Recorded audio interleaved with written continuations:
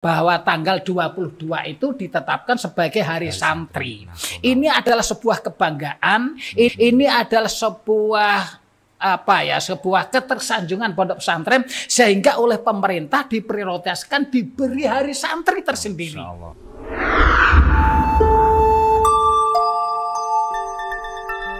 Kiai Hasyim Asy'ari memutuskan bahwa resolusi jihad itu wajib hukumnya. Sehingga setiap warga negara umat Islam yang punya celurit, punya pentung, punya pedang, punya keris, karena kita tidak angkatan bersenjata kan senjatanya seadanya. Kalau tidak punya senjata yang lain, ya pakai suwok, pakai japau. Gitu untuk menghadapi Belanda.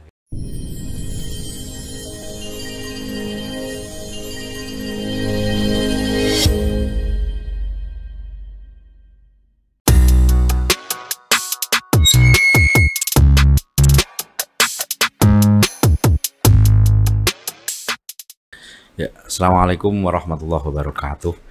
Alhamdulillah wa syukurillah wassalatu wassalamu ala rasulillah Muhammad sallallahu alaihi wasallam wa ala alihi wasallam. Terima kasih. Kembali lagi Sobat Nawakisna, ya, kita hadir di tengah-tengah Anda dalam rangka bagaimana kita ini nanti bisa eksis dan mengudara di setiap zaman. Maka mulai detik ini sampai ke depan kita akan terus mengembangkan konten-konten di beberapa titik, baik di sisi keagamaan, sosial, bahkan nanti di titik perpolitikan. Adapun untuk saat ini ya kita mendatangkan tamu ini jauh-jauh, beliau Bapak Kiai Muzayyin. Assalamualaikum Bapak Kiai Muzayyin. Alhamdulillah sehat ya? Sehat, alhamdulillah. Jadi alhamdulillah. Jadi sebelum kita mulai ya kita perkenalkan dulu. Jadi beliau ini adalah Bapak Kiai Haji Muzayyin. Beliau adalah pengasuh plus ketua yayasan di Pondok Pesantren Bumi Damai Al Mustawa, Randu Blatung, Kabupaten Blora. Di lain beliau ini sebagai pengasuh dan juga pengajar, juga bisnismen, dan sekarang ini didapuk dari pihak Kemenak sebagai ketua FKPP, Forum Komunikasi Pondok Pesantren. Nah, Bapak Ibu semuanya, karena ini adalah mendekati Hari Santri Nasional, maka ini kita datangkan secara khusus, ya kan? Beliau Bapak Ketua FKPP Blora, Bapak Kiai Haji Muzayyin. Untuk selanjutnya Bapak Kiai Haji Muzayyin, FKPP Blora, ngaten nggih? Ini kita kan masyarakat umum, Bapak Kiai. FKPP Blora, FKPP itu sebenarnya apa sih, Pak Kiai? Terima kasih Gus, saya sudah diundang di tengah silaturahim di Nawakisna yang sangat luar biasa ini. Saya ucapkan terima kasih. Saya selaku Ketua FKPP Kabupaten Blora, ini perlu ya saya menerangkan apa itu FKPP. Nah, FKPP itu adalah singkatan dari Forum Komunikasi Pondok Pesantren yang produk dari Kementerian Agama Kabupaten Blora. Dan alhamdulillah saya ini ya terima kasih dipercaya oleh Kemenak untuk menjadi ketua Forum Komunikasi Pondok Pesantren di Kabupaten Blora ini. Adapun FKPP ini adalah sebuah lembaga yang yang diterbitkan atau di SK-kan oleh Kementerian Agama untuk mengetahui seberapa jauh pondok pesantren yang ada di Kabupaten Blora. Ini pun juga saya sampaikan Gus, bahwa se-Kabupaten Blora itu sampai sekarang sudah ada pondok pesantren yang sudah berizin operasional sebanyak 113 pondok pesantren. Luar biasa pondok pesantren di Kabupaten Blora ini. Kalau tahun 2003 ketika saya mengajukan izin operasional pondok pesantren itu baru 54. Dari 23 sampai 2024 ini perubahan yang amat sangat signifikan dengan jumlah pondok pesantren 113. Ustadznya tidak kurang dari 1.000 dan santrinya tidak kurang dari 9.000 Gus. Luar biasa ini pondok pesantren. Jadi sehingga karena saking banyaknya pesantren sehingga terbentuklah yang namanya FKPP. Oke Pak Yai. Jadi ini kan di Oktober nanti ya, itu kan ada HSN, Hari Santri Nasional. Yang melihat dari perkembangannya kan kemarin Bapak Yai melakukan rapat sana, rapat sini, ketemu dengan Kemenak, ketemu dengan para pengasuh, ingin membuat HSN. Terus hubungan HSN dengan FKPP itu apa Pak Yai? Karena FKPP itu memang mengurusi pondok pesantren dan kemudian hari santri, yang namanya santri yang ada di pondok pesantren itu Gus. Sehingga kita peduli sekali dengan adanya hari santri nasional. Apalagi Presiden kita Bapak Insinyur Joko Widodo itu yang sudah menetapkan dengan Undang-Undang nomor 12 tahun 2015, nomor 18 tahun 2015 yang sudah mengesahkan dari DPR RI dan Presiden Indonesia menetapkan bahwa tanggal 22 itu ditetapkan sebagai Hari Santri. Ini adalah sebuah kebanggaan, ini adalah sebuah sebuah ketersanjungan pondok pesantren sehingga oleh pemerintah diprioritaskan diberi hari santri tersendiri. Masya Allah. Yang sebelum-sebelumnya belum ada istilah hari santri. Itu. Nah, hari santri ditetapkan tanggal 22 Oktober itu sebenarnya tidak lepas dengan tidak lepas dari tahun 1945 yang mana embrio cikal bakal asal mulanya asal usul 22 itu adalah adanya Kiai Hasyim Hadrul Syekh Kiai Hasyim Asy'ari yang menyatakan membuat semacam resolusi jihad. Yang mana pada pada Indonesia merdeka kan pada tanggal 17 Agustus 1945. Banyak ancaman dari negara-negara yang sudah pernah menjajah Indonesia seperti Belanda, Jepang, Belanda, Jepang, Sekutu dan lain sebagainya itu maunya Indonesia itu tidak merdeka lagi. Artinya dibatalkan kemerdekaannya. Maka dari itu Insinyur Soekarno selaku presiden amat sangat gelisah. Wah, bagaimana ini? Sehingga kemerdekaan Indonesia hampir saja tidak diakui dunia. Kemudian Insinyur Soekarno selaku presiden itu sowan ke Hadrul Syekh Kiai Hasyim Asy'ari. Agar supaya upaya untuk mementahkan Indonesia merdeka itu tidak jadi merdeka itu bagaimana? Bagaimanakah hukumnya membela mempertahankan kemerdekaan? Hadrul Syekh Hasyim Asy'ari ketika itu jawabannya amat sangat luar biasa. Hadrul Syekh Kiai Hasyim Asy'ari itu. Kemudian Kiai Hasyim Asy'ari itu memberi fatwa bahwa mempertahankan negara kesatuan Republik Indonesia ini hukumnya adalah wajib.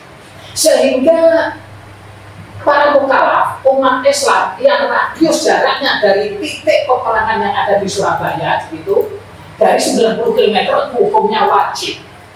Umat Islam yang berperang melawan Belanda mempertahankan Indonesia merdeka apabila mati terbunuh itu hukumnya syahid.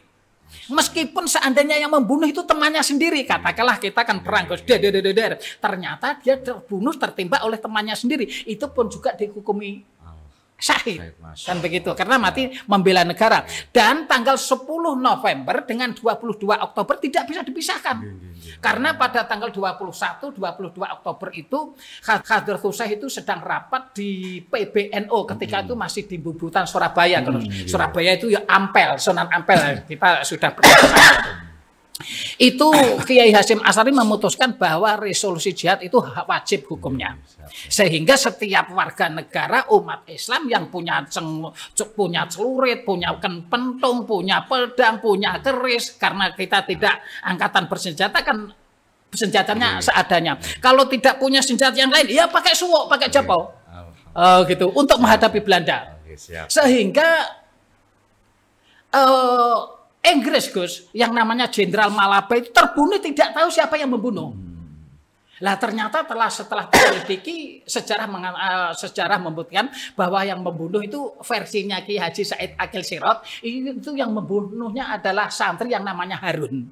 Jadi dia menelusup. Menurut saya itu pun ada jawabannya, Gus. Ada suwoknya. Ya mungkin Mbah Yaya Semari memberi wejangan sama santrinya itu yang insya Allah begini, Gus. Tawakaltu 'ala Allah, la haula wala quwata illa billahil aliyil azim.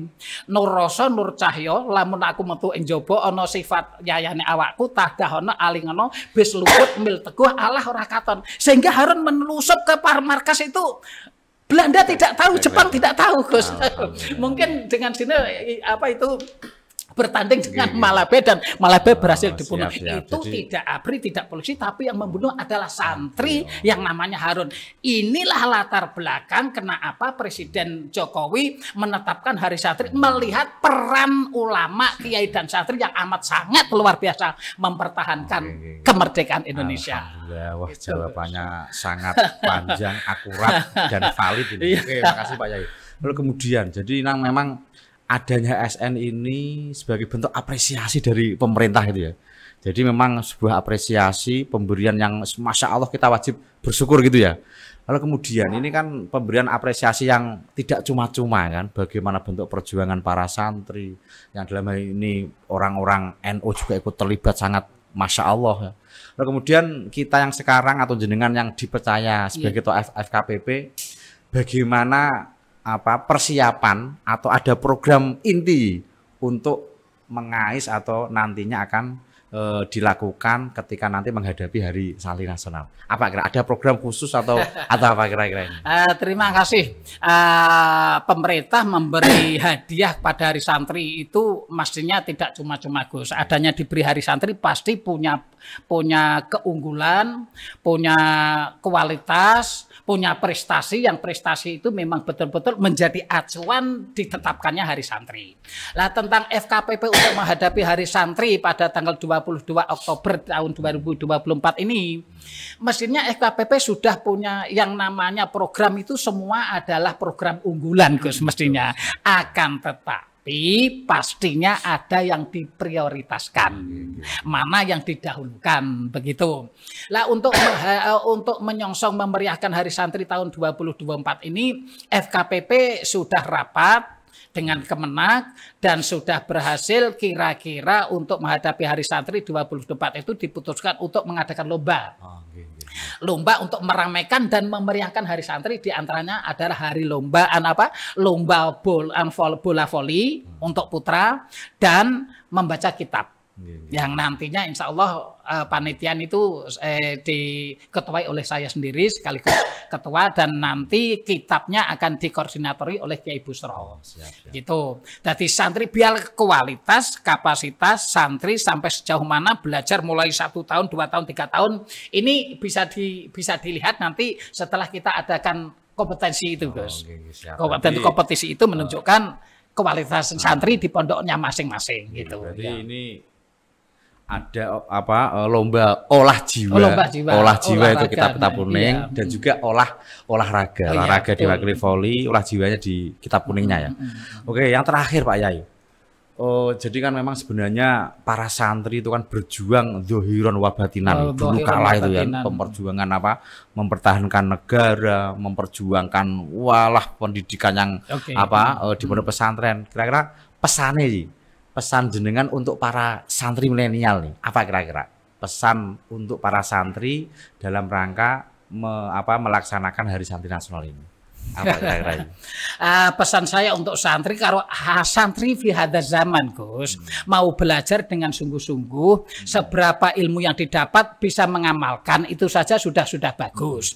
Kita tidak perlu seperti santri yang saya sampaikan tadi. Kalau santri yang saya sampaikan tadi atau leluhur-leluhur kita atau senior-senior kita, orang-orang tua kita dulu, santri itu melawan negara, pakai tongkat, pakai senjata, pakai tombak, pakai keris, pakai pedang. Kalau sekarang tidak, Gus. Intelektualnya dimajukan, kepandaiannya dimajukan, ilmunya ditingkatkan. Itu sudah merupakan mengisi kemerdekaan dan eksistensi santri. Ini bisa diakui oleh khalayak rame. Maka dari itu, santri itu tidak cukup bisa membaca Kitab Kuning, harus menjadi bisnismen juga, sehingga kemandirian perekonomian pondok pesantren itu nanti gak jaga jadi pesantren mandiri karena ekonominya mapan.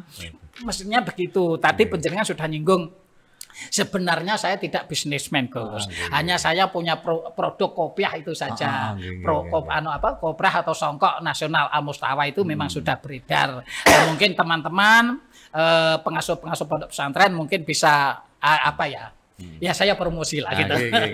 Bisa pesan di pesantren Al Mustawa. Ikut melarisi gitu ya. Iya, untuk ikut melariskan. Nah, seandainya seperti Pondok Pesantren Khazinatul Ulum An-Nawa ini seandainya pesan produknya dari Al Mustawa yang membuat Al Mustawa, tapi logo mereknya dari pondok penjenengan begitu, Gus. Sehingga kita tidak terusan menampakkan pondok saya sendiri, tidak, tapi pondoknya Gus Iksan pun juga bisa, dari Khazinatul Ulum, dari mungkin pondok yang lain, Al Firdus, Al Muhammad dan sebagainya. Pesannya di Al Mustawa, tapi logonya itu pondoknya masing-masing. Itu dalam rangka menjaga perekonomian pesantren yang namanya pesantren mandiri itu.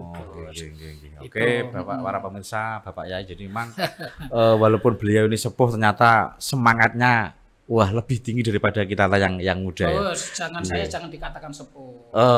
Usia matang. Usia matang. Usia matang yang siap di maaf Bos ini anak. Jadi begitu para pemirsa Nawakisna, jadi adanya HSNI nanti di Blora sudah mempersiapkan banyak kegiatan. Baik itu nanti pawe ta'aruf, jalan santai, nanti ada pengajian-pengajian. Ya kan? Maaf Gus, ini saya tambahkan Gus. Saya menghimbau semua pengasuh pondok pesantren agar supaya secepatnya mendaftarkan tim volleynya lewat grup FKPP. Dengan demikian nanti panitia bisa secepatnya mengatur langkah, mengatur sikap, membagi tugas dan membagi lokasi mana yang nanti ditempati. Dan hadiahnya insya Allah ya luar biasa juga.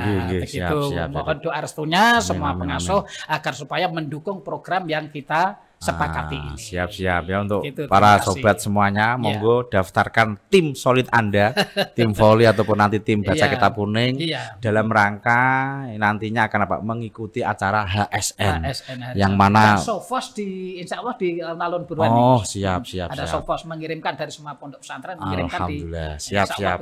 Gitu Pak Yai, semoga program yang sudah dipersiapkan bisa direalisasikan dan bisa sukses di dunia wal akhirah. Ya, terima kasih. Mungkin itu para pemirsa, semoga ada manfaatnya. Kurang lebihnya mohon maaf. Assalamualaikum warahmatullahi wabarakatuh. Assalamualaikum warahmatullahi wabarakatuh.